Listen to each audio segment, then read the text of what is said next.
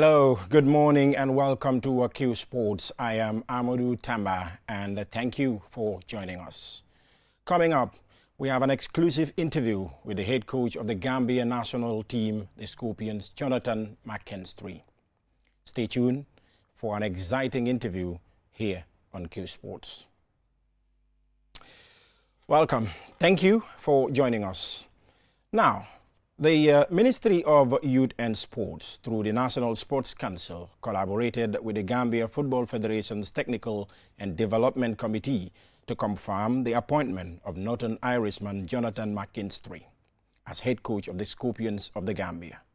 Mr. McKinstry, age 38, a former Rwanda, Uganda, and Sierra Leone boss, has accepted the offer and on Monday, the 27th of May 2024, signed a 2-year deal and was unveiled at the Paradise Suites Hotel. McKinstry's contract is effective today, June the 1st, 2024, replacing Belgian coach Tom Sanfrait, who resigned after the Scorpions' elimination at the group stage of the 2023 African Cup Nations in Côte d'Ivoire. The new Scorpions coach got straight down to business by setting off to watch a Gambia First Division League match in Bakau a few hours after his unveiling. He watched champions Real de Banjul took on Marimo Park Food. On Friday, he released his squad list of 24 players to face the Seychelles and Gabon in the 2026 FIFA World Cup qualifiers to be hosted by the United States, Canada, and Mexico. I am now joined by Jonathan McKinstry. Thank you for coming and a very good morning. Good to have you on this platform this morning. No, thank you very much. It's great to be here. Well, before we go deep into the discussion itself, let me first start with this because I and a lot of people out there will definitely want to get your name right. All right. How did you pronounce your name? So it's quite simple once you get hang of it. It's basically 3 syllables, McKinstry. So you say it quickly like an apple mac. You say kin like next of kin. You have the S in there, but then tree, like a tree in your garden. So McKinstry. McKinstry. Yeah, exactly. Okay. So guys, get it straight. Jonathan McKinstry. Yep. Very good. Let's get it going. Of course, it's going to be an interesting discussion this morning. The youngest national team coach at the moment. How did you get into coaching? Well, it's interesting. That's been said to me a few times over the years, the youngest national. It's interesting that it is again true. Obviously, it was true in a much bigger way when I took over the Sierra Leone job. I was only 27 years old. Wow. That was 11 years ago. I was 27 when I took over the Sierra Leone national team. So I was very much the youngest then. Coaching has just always been a life's passion of mine. Football, first of all, was always a life passion from a very young age. In Ireland, growing up, playing, watching, going every weekend, to watch my local teams play. And it was just a real passion of mine from a young age. I don't really come from a football family. My uncle used to take me along to games every weekend in the Irish League. And yeah, I just fell in love with the game. And I think like a lot of us had that ambition to go and play. Growing up in Ireland at the time, we didn't have a professional league. It was a semi-professional league. And so if you wanted football to be your career, you had to go abroad. You had to go to England or to Scotland. And the only teams scouting when I was young in Ireland were Rangers and Celtic and Manchester United and Liverpool. And so when you're 16, it's not are you good enough to play professionally, it's are you good enough to play for Manchester United. I was not good enough to play for Manchester United. I was a solid footballer as a young player. I understood the game. I was probably a pest to my youth team coaches because I was constantly asking questions. I wanted to know why we were doing things, not just how to do them. And so when I had that realization in my late teens that, if I wanted to play, it would probably be in a part-time way, in a semi-professional way in Ireland. I didn't really want to do that. I wanted to be involved at the game at the highest level. And so I thought, I think I could coach this game. And it started then, 22 years ago, I took my first coaching session. I'm only 38 years of age now, but 22 years ago when I was 16, I started coaching the young kids, the 6-year-olds, the 8-year-olds, 2 or 3 times a week. And it just built from there. I decided this was going to be my career. I wanted to see how far we could go in it. I always had a vision that I wanted to coach in the professional game as opposed to the academy game. But I also knew that as someone who didn't have a high-level playing background, I was unlikely to be given a top professional job straight away. I would have to learn, I would have to prove myself over and over and over again. So I went into the youth development structures at Newcastle United, at the New York Red Bulls. I got invited to come to Africa, first of all by the Right to Dream Academy in Ghana, and then to run, from a technical standpoint, the Craig Bellamy Foundation in Sierra Leone. And so that was really working, over time, working with the best young players that countries, the USA, Ghana, Sierra Leone could produce. And after almost a decade of working in those sort of youth development environments, the opportunity came to move into the professional game. And like I said, 11 years ago now, the opportunity was presented to me to become the head coach of the Sierra Leone national team.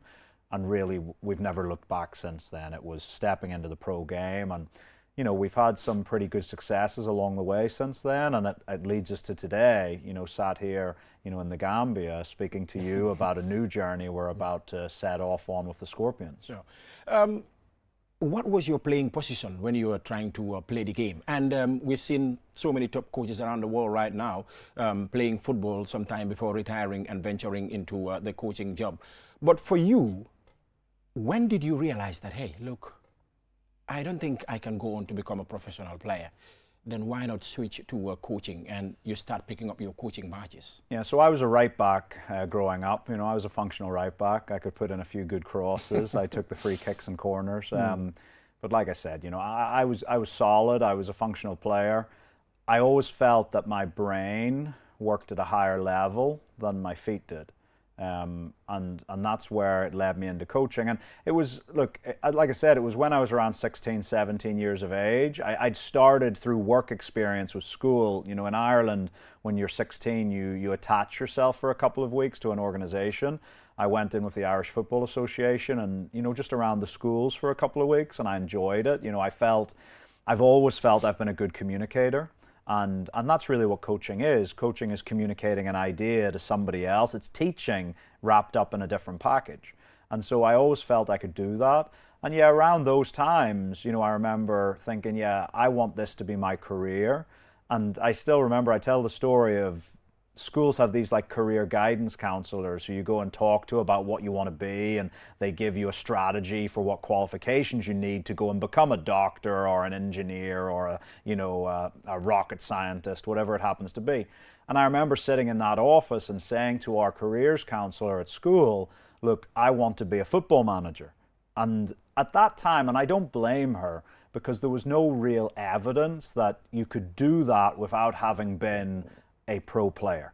Like, you had one or two examples, like of Arrigo Sacchi was never, a top player, but went on to become a top coach. But this is like in the early 2000s, Jose Mourinho hadn't arrived yet. He was still an assistant coach.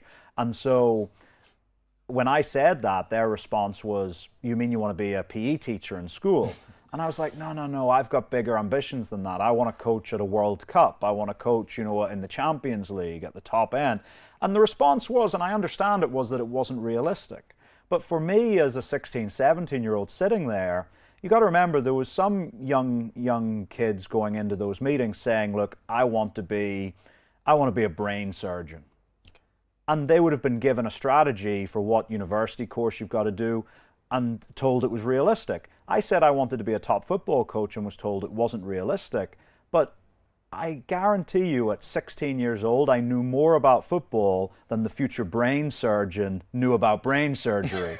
Not so? Sure. And so for me, I thought, well, if you can train and you can learn and you can get experience to be a top brain surgeon or a top, whatever, lawyer, doctor, whatever, then surely you can go through the same process to be a top football coach. I just believed it. I didn't really have any evidence to believe it, maybe youthful naivety, but I believed it. And so I started down that path, went to university to study sports science with coaching, and, was coaching every day, different teams around the university. And over those years, now we started to see that almost glass ceiling being broken, that you saw Jose Mourinho arrive on the scene.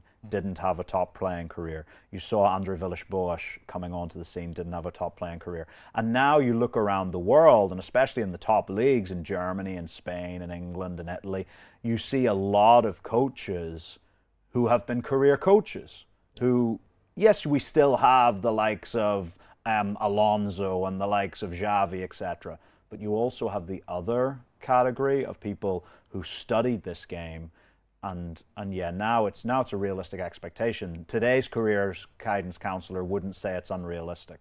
So. Now let's look into your job as a head coach for 3 of the African national teams before. This one is the 4th that you are into, the Gambia. We'll come to that a little later. When you were appointed the head coach of Sierra Leone, you were young back then. How challenging was it for you? It was both challenging and not. So I went into that job 27 years old, and look, you walk out, and we had a great team with Sierra Leone then. You know, it wasn't like we had a small team. We had guys playing at AC Milan, at Celtic, at Middlesbrough, at Bolton Wanderers, at Norwich. We had guys in Major League Soccer. We had the Golden Boot winner from the Swedish top division.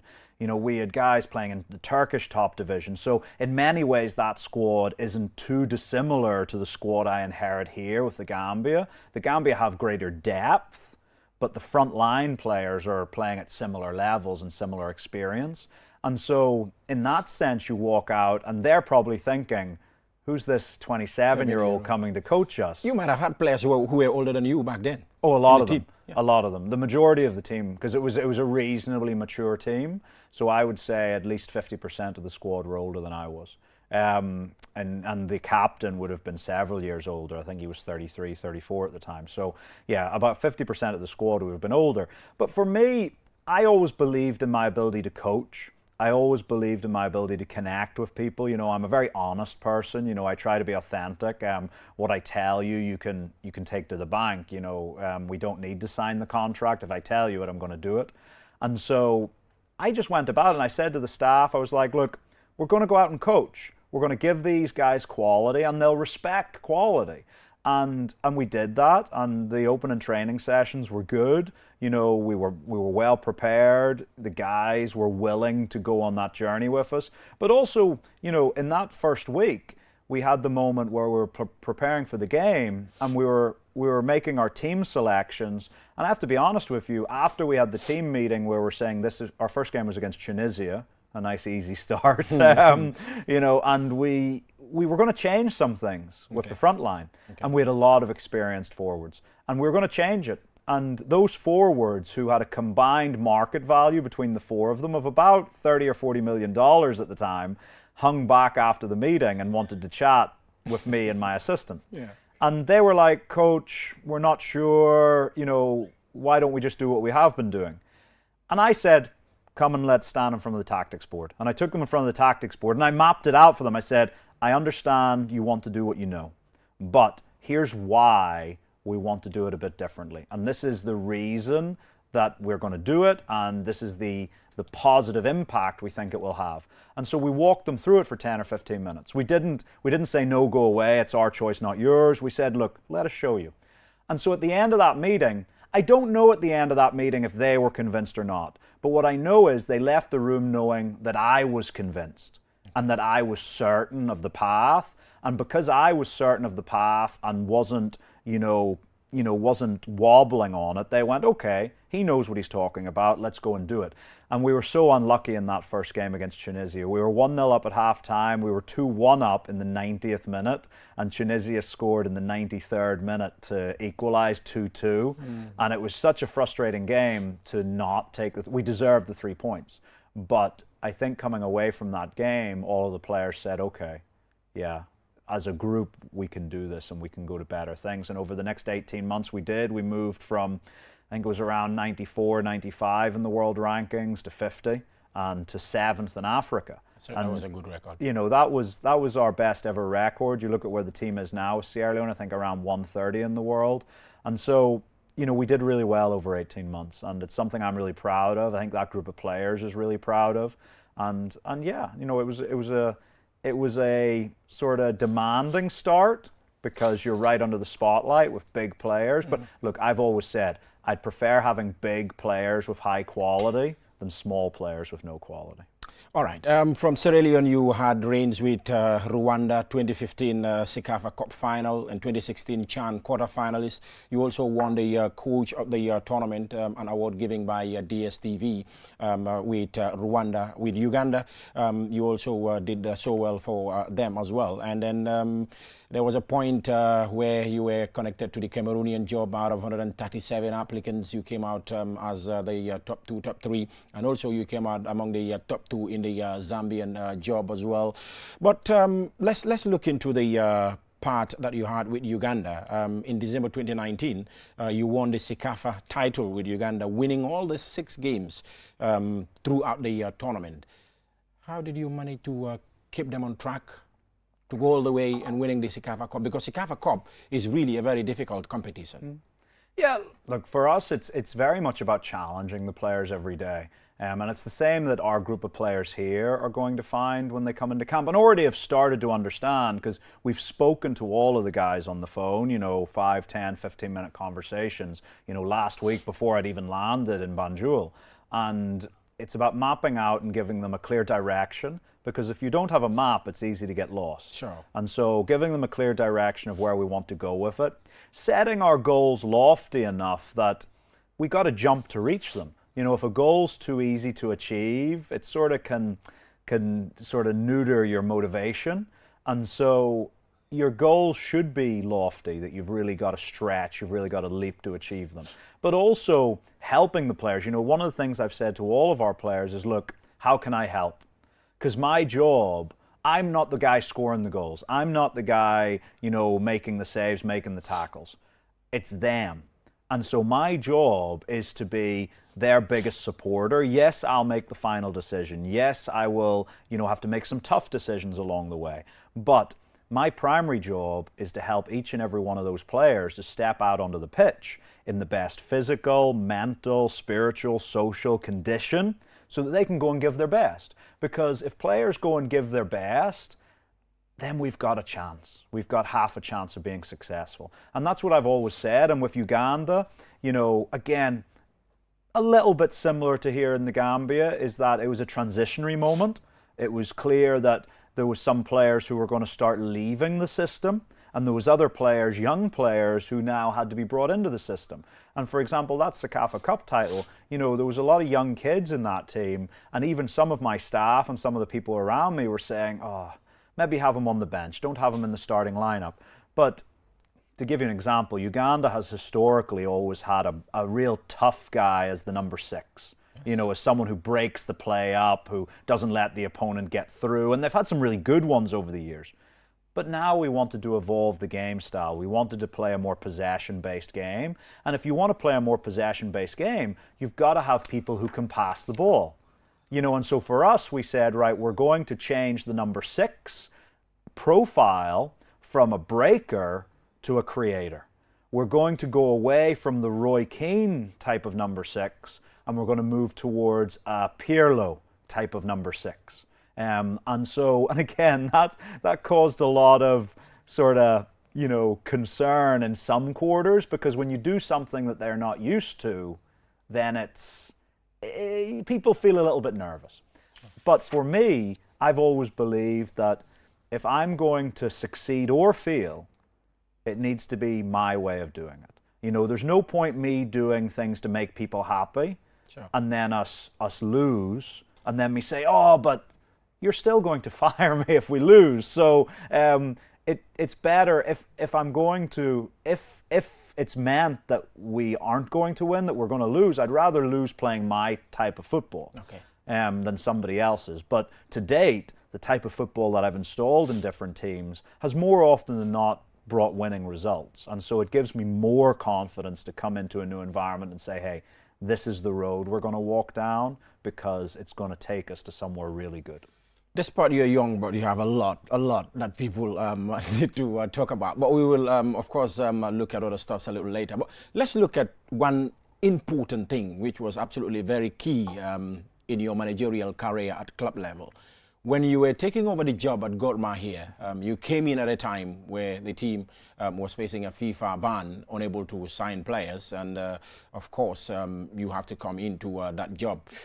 When you were taking over the job, did you have people, your friends, family, who were like, Jonathan, no, that's a no-go area for you. Why would you like to take over a team that have their hands tied because you cannot sign players, and some of the players within the family wants to leave as well? How would you manage to get results? Because it was even difficult for you to get a team or to get a set of players to conduct training sessions. How did you manage to fix all the problems around and go on to win the league in that season? Yeah, so I think first the thing to acknowledge is Gor Mahia are a huge football club. You know, they've won the former Mandela Cup, which is the African Cup Winners' Cup in 1987. You know, they're the most successful club in Kenya. It's a bit like taking over a Kenyan version of Manchester United. Oh. And in fact, at the time I took over, quite a good analogy, because for the previous 2 years, they'd finished 3rd and 8th in the league respectively. They'd been going through financial... It wasn't just that they were under a transfer ban, that transfer window. They'd missed out the previous 2 transfer windows as well. So for 3 consecutive transfer windows, they weren't able to sign any players. Because we're just coming out of the COVID pandemic, obviously sponsorship had dried up significantly. So a lot of the top players who'd represented them so well in the CAF Confederations Cup, who'd played for the national team, they left. You know, so, and you're absolutely right. I was looking at that job, and people said to me, do not go near that job. They were like, your CV, your profile is quite good. You know, people like your profile. Why would you go into something where there's a 9 out of 10 chance that you won't win the championship? But just like going into Manchester United, the expectation, regardless of what the results are the previous year, the expectation is to win the championship. Doesn't matter if that's a realistic expectation or not, but it is the expectation. You will always be judged by it. And so at Gor Mahia, you will always be judged by it. But for me, it's a club that I'd known for a while. I'd had players with both the Rwanda national team and the Uganda national team who'd played at the club. And despite all of the storm going on around the club at the time, I spoke to some people who'd played there, who'd coached there, and said, what was it like? You know, what was it like actually being in that environment? And they all came back with positive things. They said it's tough, but they said, look, if you win there, it's really good. If you can win there. And so for me, I've always backed myself on the coaching field. They said to me, look, it's going to be young players. You're not going to be able to sign anybody. I'll have to admit, when I arrived, it was worse than it was sold to me. Okay. The first week, we probably only had no more than 10 or 11 players for training. On some days, we had 6 or 7. Wow. And even people at the club were saying, look, it doesn't look great for optics. If people take a photo of this, you know, maybe we cancel the training sessions.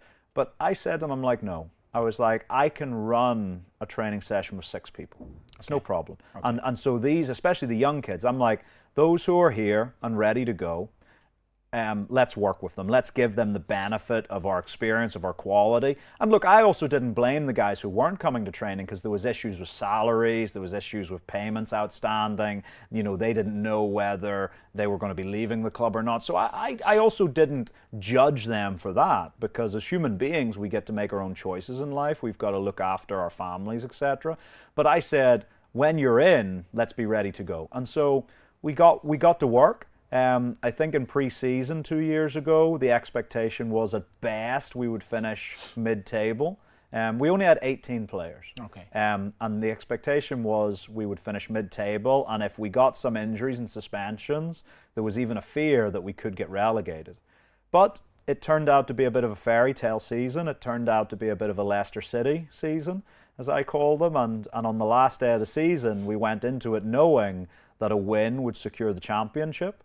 And it still didn't go as we would like. We were 1-0 down. We went in at half-time 0-0. We conceded early in the second half to go 1-0 down in front of about 15,000 fans. And the tension in the stadium. But I always knew, because we had a young group of players, the average age of the team was like 22 and a half, 23. Okay. And I knew that as soon as we got the first goal, that we would run over our opponents. I knew it.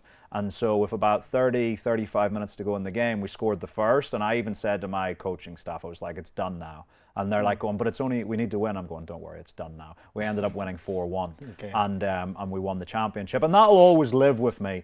But it was about coaching these players, about giving them our trust. It was about saying, hey, don't worry when you make mistakes. Just go and get the ball back. Because we all make mistakes, not just in football, in life. The key is, do you go again? Or do you let it affect you? And so for me, it was about giving the young players our trust and just giving them the confidence to go and play. And yeah, last year was special. And then this year, we were able to sign a few players. We didn't sign lots. We signed 4 or 5 just to bolster. Because for me as well, if people have done really well for you,